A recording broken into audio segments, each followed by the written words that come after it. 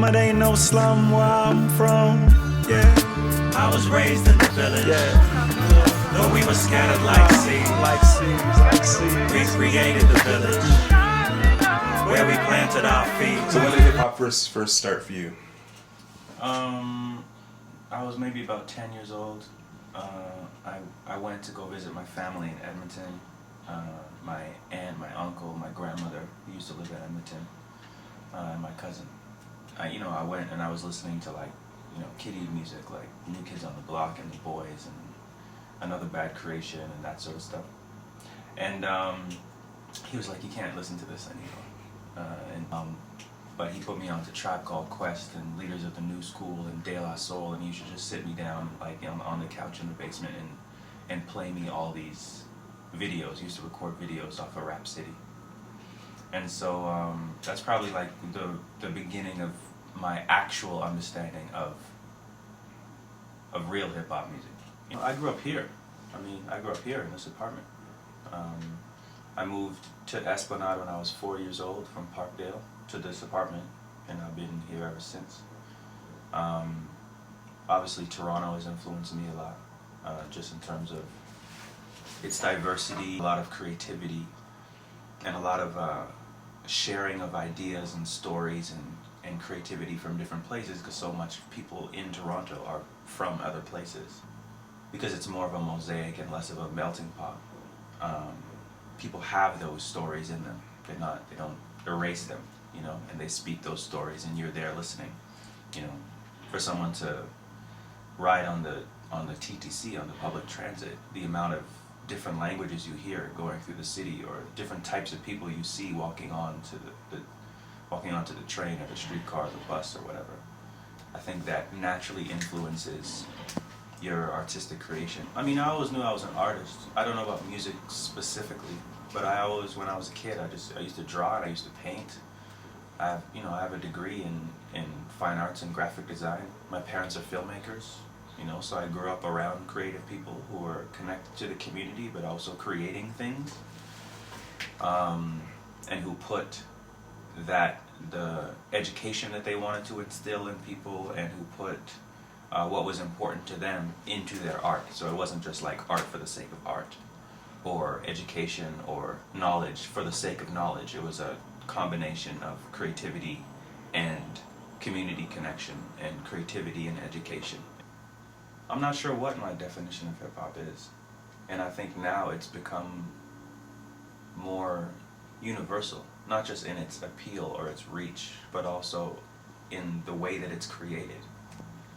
It's not, when I started doing hip hop, for you to be singing on tracks as a rapper or an MC or a hip hop artist of any sort was you didn't do it. Takes one to raise a child, and it's hard to be here, but we're staying a while with the wind in our faces and cold in our bones, so we still have a problem with calling this home. If you were into Wu-Tang and even Tribe Called Quest, Redman, all that sort of stuff, for you to be singing on the track with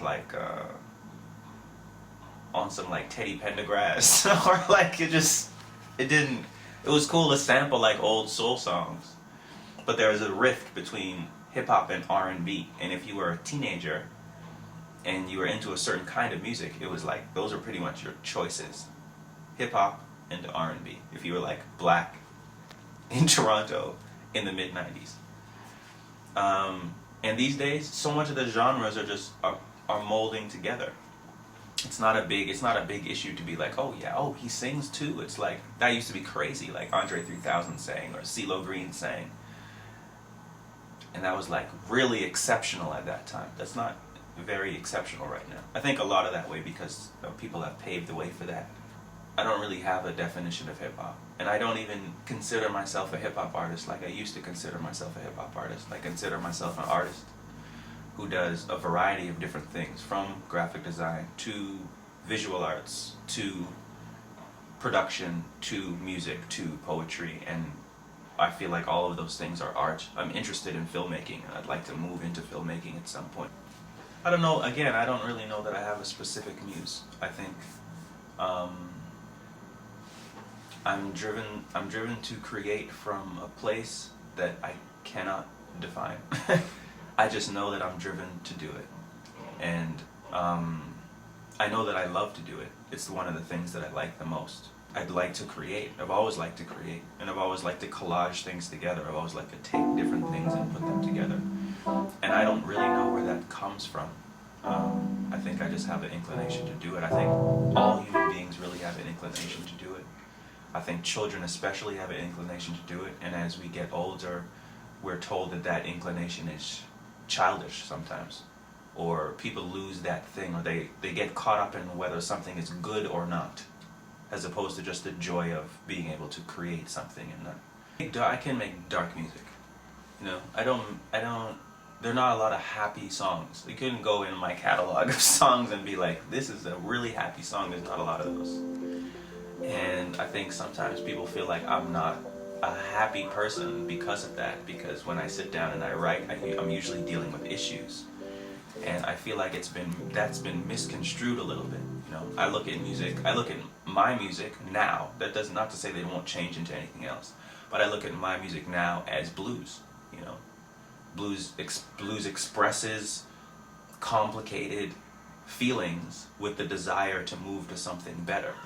You know, and when I started hearing some of the songs on the record, it's like about heartbreak, about community issues, about gun violence, about slavery, they're heavy things to deal with, you know. Music, my intention in making music is like, if me and you have an argument, we need to discuss what the argument is and the negatives that come out of it in order to alleviate those things and be cool again. And the feeling that I have is that one day soon these issues will not exist anymore, but we have to deal with them now in order for that one day soon to come. You know, and I feel like we're heading towards a better world. Like, we're heading towards people being truly free. We're heading towards a true democracy. We're heading towards all those things, and human beings are heading towards, hopefully, a better time if they deal with some of these things that are messing us up. And that's why I called the record One Day Soon, because although this is where we're at, and I feel like the album is like, this is where I was at in terms of what I was thinking, what I was perceiving, what I was experiencing, this is where I'm at. But one day soon, if we deal with that, we won't be there anymore. It's about movement forward, it's about progression, it's about renaissance, it's about change, it's about hope, you know, so that's why I call it One Day Soon. Making marks inside the sand, I face the one judge.